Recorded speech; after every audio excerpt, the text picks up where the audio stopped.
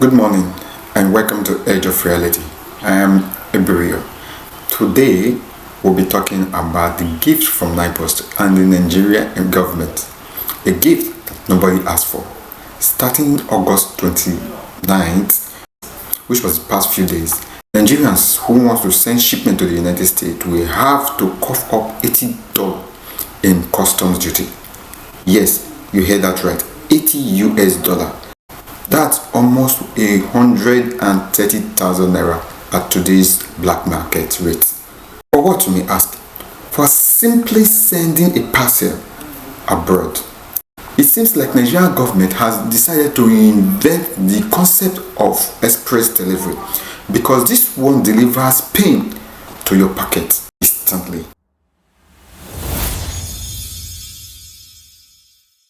Here's what we know so far. NIPOST Nigerian Postal Service says all shipments heading to the US will now attract the new customs duty. This policy kicks in on August 29, 2025. That was a couple of days ago. Officials are calling it regulatory alignment with international standards. Now, let's pause here a bit. International standard, they call it? Since when did squeezing citizen for every dollar becomes a standard?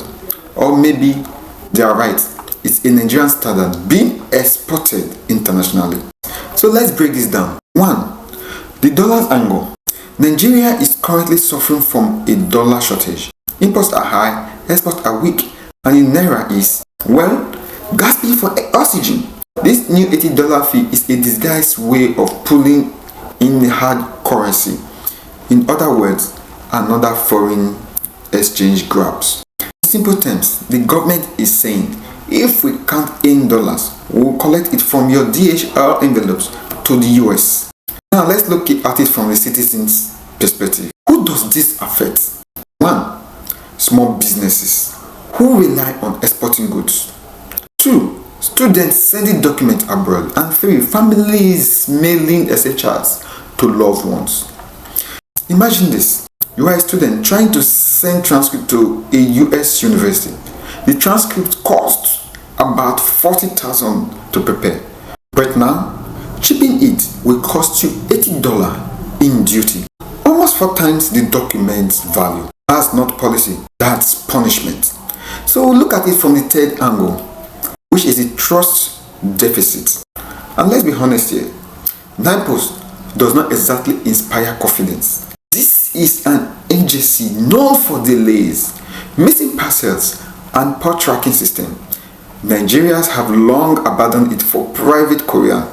Now, suddenly it has found a new way to make money by taxing misery. It's like a restaurant with bad food deciding to raise price, not because the food got better, but because they know you are hungry and desperate.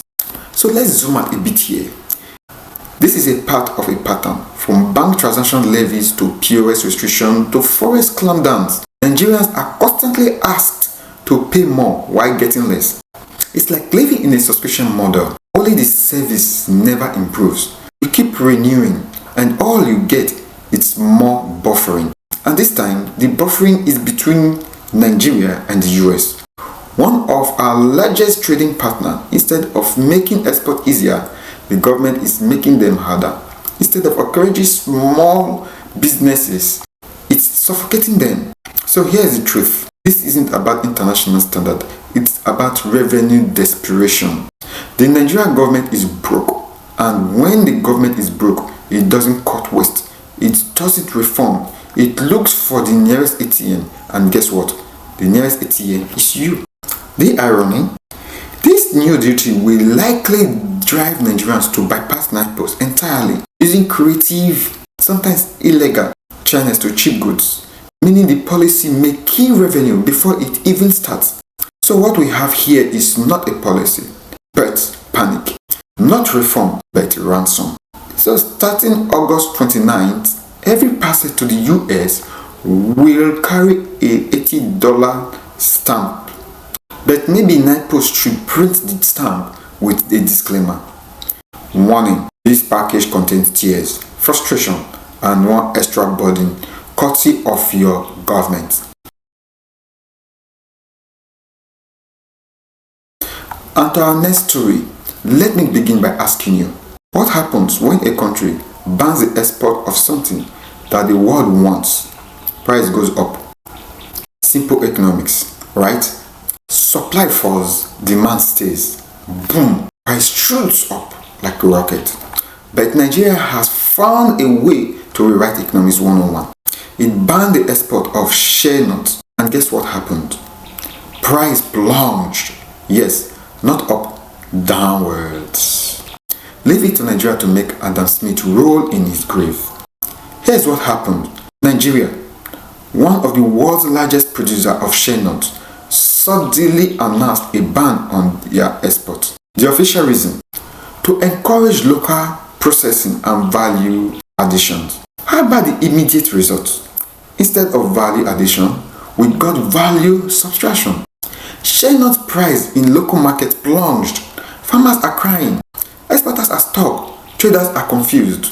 It's like telling the world, we won't sell you our gold, but don't worry, we will throw it in the gutter instead. For those who don't know, shea nuts are big business.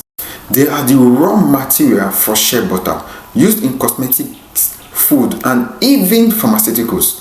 West Africa produces about 70% of the world's shea. Nigeria is a giant here. The shea industry is valued at billions of dollars annually. So, Nigeria was in a prime position to dominate the market. Instead, the government decided to clip its own wings. Let's break this down in 3 points. Firstly, the farmers' plan. Small farmers, mostly women, collect shea nuts from white trees. For many rural families, it's their only source of income. By banning exports, the government cut off their access to international buyers. The middlemen disappeared. Price crashed. In plain English, the people who needed protection the most got punished the hardest. Officials claim the ban will force local industry to process shea nuts into the butter and cosmetic before export. The idea sounds noble, but don't export raw materials, export finished products. But here's the problem. Nigeria does not have the infrastructure. Not enough factories, not enough power, not enough logistics. So how do you process shea nuts locally without the machineries? By finishing very hard apparently. Let's dive into the third part of it. International buyers are now looking elsewhere to Ghana, Burkina Faso, and Mali. These countries are smiling all the way to the bank. Nigeria, meanwhile, is left with warehouse full of unsold shea nuts and farmers staring at empty pockets. This isn't protectionism. This is self-sabotage dressed up as a policy.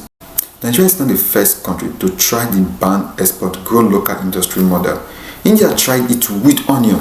Indonesia tried it with palm oil. The result was always the same: shortage, losses, and policy reversal. But Nigeria, we take bad ideas and double down. The irony, by trying to add value, Nigeria has removed it. By trying to protect shea farmers, it has impoverished them. So here's the truth. This ban is not about farmers. It's not about the industry. It's about optics. A government desperate to show it's doing something about industrialization. Even if that something hurts its people. What Nigerians need is investment in processing plants, incentives for exporters, and infrastructure. Not a knee-jerk ban that makes headline but breaks the livelihood. You don't build an industry by blocking the doors. You build it by opening the doors. So, shea nut prices have plunged. Farmers are poorer, competitors are richer, and Nigeria? Well, Nigeria has successfully turned butter into bitter. Maybe the government memo should read, "Dear farmers, your suffering is our industrial policy. Signed, management." And to our last story of the day, the Nigeria Telco Regulators, the NCC, says it's planned to roll out a comprehensive cybersecurity framework by the year 2026. It sounds like a good policy: security, resilience, and protection.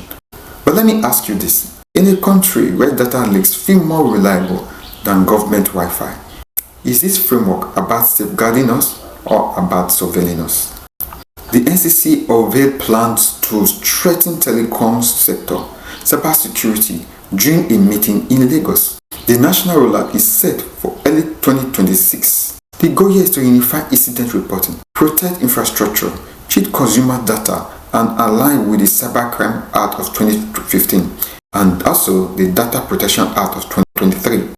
The framework will categorize licenses by risk level, require regular audit, and include stakeholders' input. This move comes after a noticeable spike in cyber attacks, 2,664 weekly breaches in telecoms alone in early 2025. Nigeria telecom sector boomed from under 5,000 lines in 2001 to over 172 million subscribers today.